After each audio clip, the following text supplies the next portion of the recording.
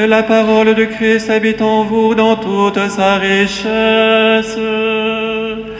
Alléluia, Alléluia, Alléluia, Alléluia, Alléluia, Alléluia, Alléluia, Alléluia. Le Seigneur soit avec vous. Et avec votre esprit. Évangile de Jésus-Christ selon saint Matthieu. Gloire à toi, Seigneur.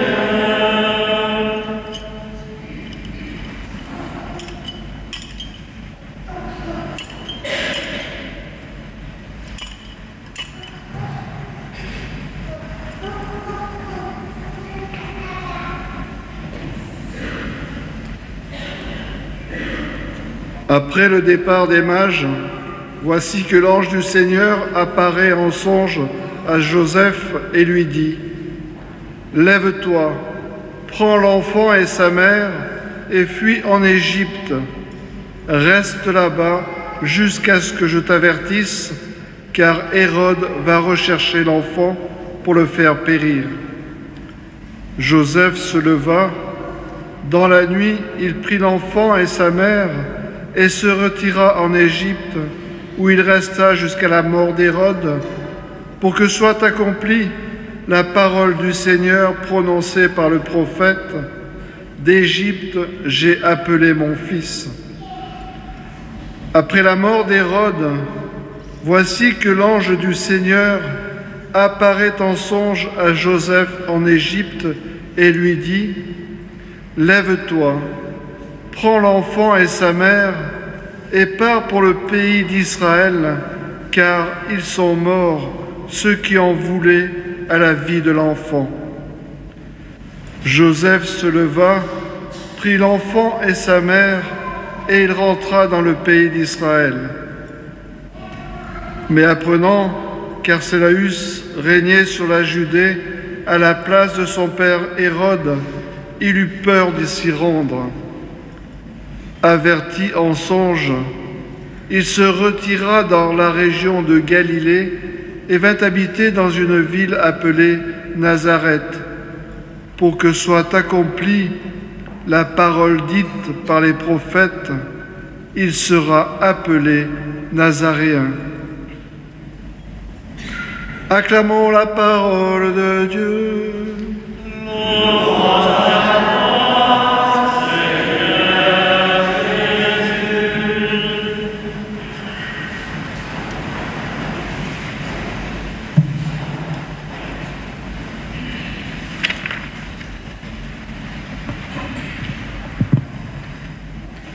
Frères et sœurs, la question que nous pourrions nous poser aujourd'hui, c'est qu'est-ce qu'une sainte famille ?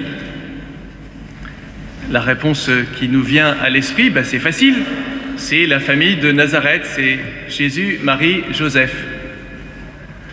Oui, mais du coup, notre vocation à nous, si c'est de devenir une sainte famille, il y a de fortes chances pour que nous n'y parvenions pas. Tout simplement parce que nos enfants ne sont pas Jésus-Christ, que la maman n'est pas vierge, que le père n'est pas Saint Joseph.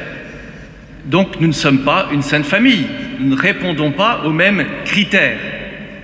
Je pense que la réponse nous a été donnée par Saint Paul.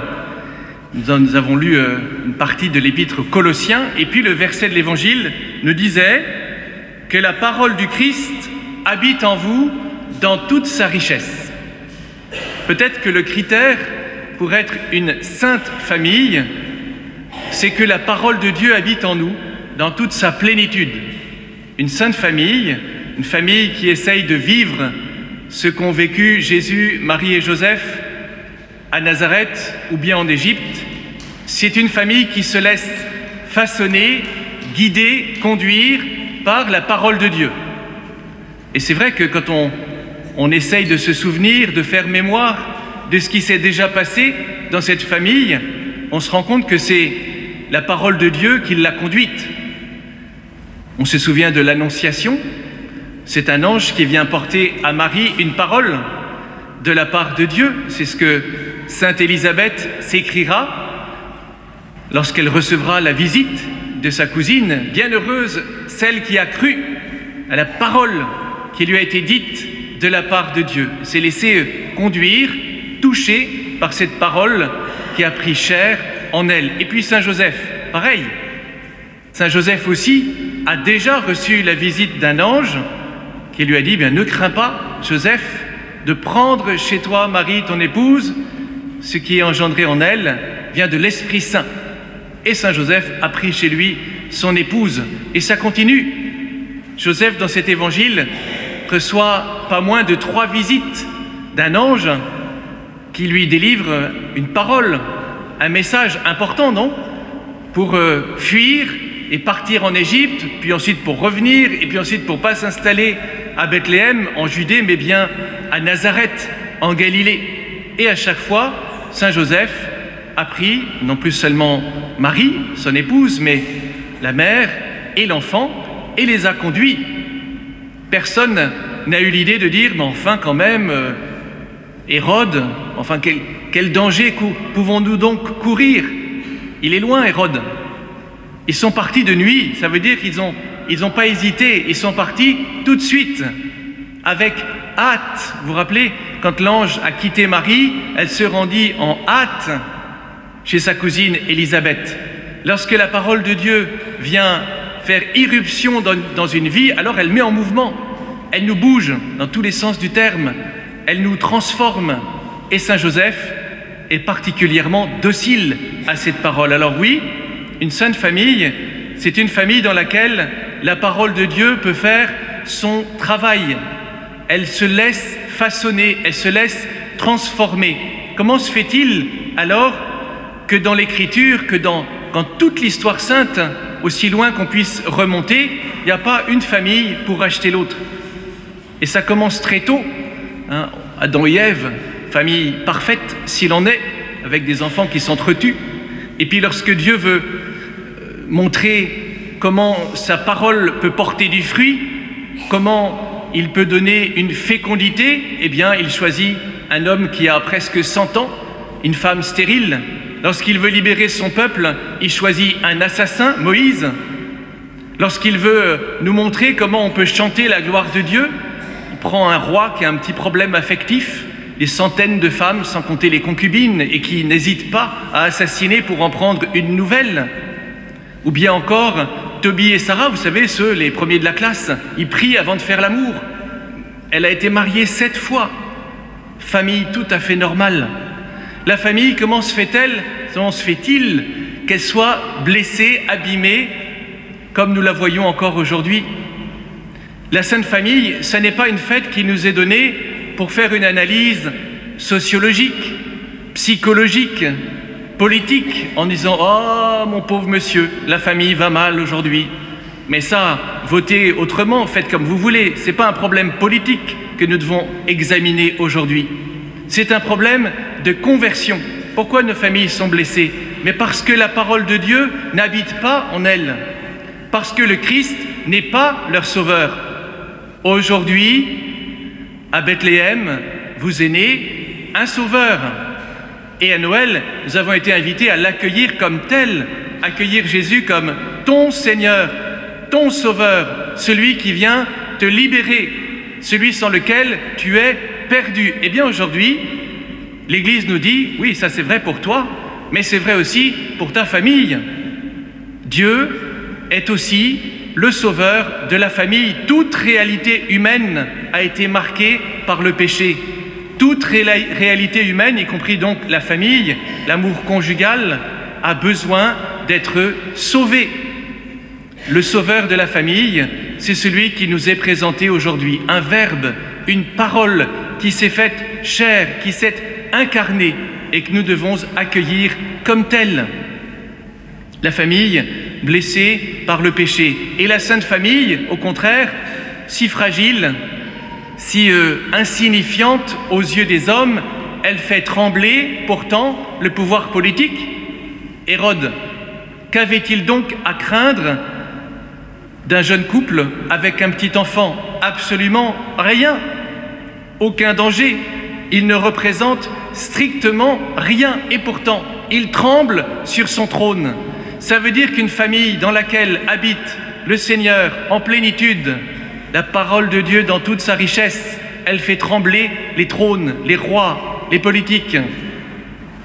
Pourquoi la famille est-elle si impressionnante quand elle est habitée par la parole? Parce que Dieu y est présent. C'était même son plan dès l'origine. Il nous a créés à son image et à sa ressemblance, hommes et femmes, il les créa, il nous a donc créé famille. C'est le plan de Dieu à l'origine. La famille porte en elle l'image, la ressemblance de Dieu. C'est pour ça qu'elle est importante. C'est pour ça qu'elle est précieuse à ses yeux. Parce qu'en elle, on doit pouvoir contempler des traces, des signes de son amour. Voyez comme cette mission est belle et grande. Alors on peut se dire, mon Dieu, quel décalage entre ma propre famille et puis ce que Dieu voudrait pour nous.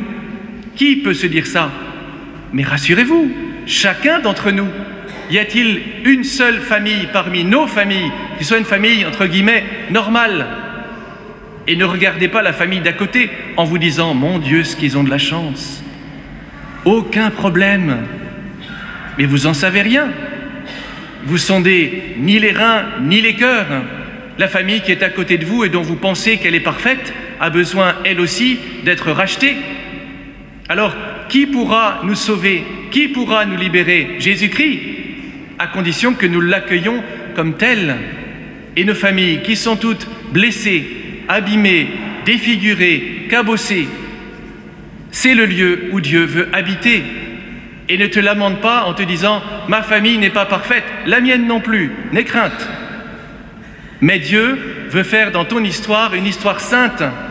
Et dans cette famille que tu penses abîmée, que tu penses à vue humaine foutue, Dieu veut y habiter. Dieu veut faire des merveilles. Cette histoire, et si vous êtes attentif à ce qui se passe dans ce récit, c'est un récit où la vie et la mort se livrent un grand combat.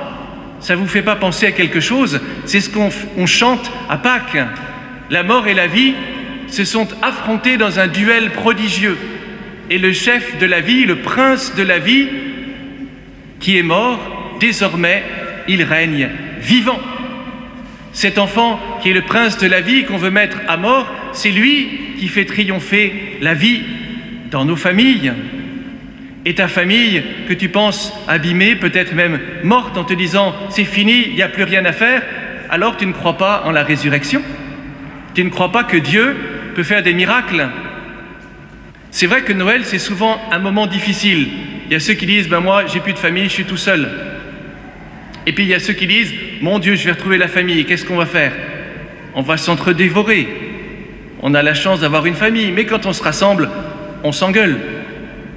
On est comme des chacals les uns avec les autres. C'est peut-être ça ta famille. Eh bien rassure-toi, Dieu descend parmi nous, justement, pour en faire une image et un reflet de sa présence. C'est donc une fête d'espérance. C'est pas une fête où il faut se lamenter en se disant « mais mon Dieu, aujourd'hui, mais personne n'aime la famille, elle est abîmée d'un point de vue politique ». C'est pas ça la fête de la Sainte Famille. C'est une fête qui s'adresse à toi pour te dire « courage ». Accueille cette parole telle qu'elle est, pas en la défigurant, en la déformant. La moitié des homélies aujourd'hui auront dit « Oh, rassurez-vous, femmes, soyez soumises à vos maris. Oh, rassurez-vous, la parole de Dieu ne veut pas dire ça, faut pas bien la comprendre. » Ben, je sais pas, moi je lis « Soyez soumises à vos maris », ça veut dire « Soyez soumises à vos maris ».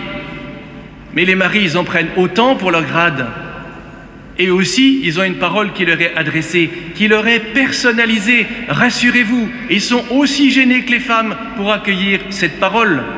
Oui, la famille est sauvée à condition qu'on ne transforme pas la parole, qu'on ne lui fasse pas dire le contraire de ce qu'elle veut dire, car alors elle perdra son sel, sa saveur et son efficacité.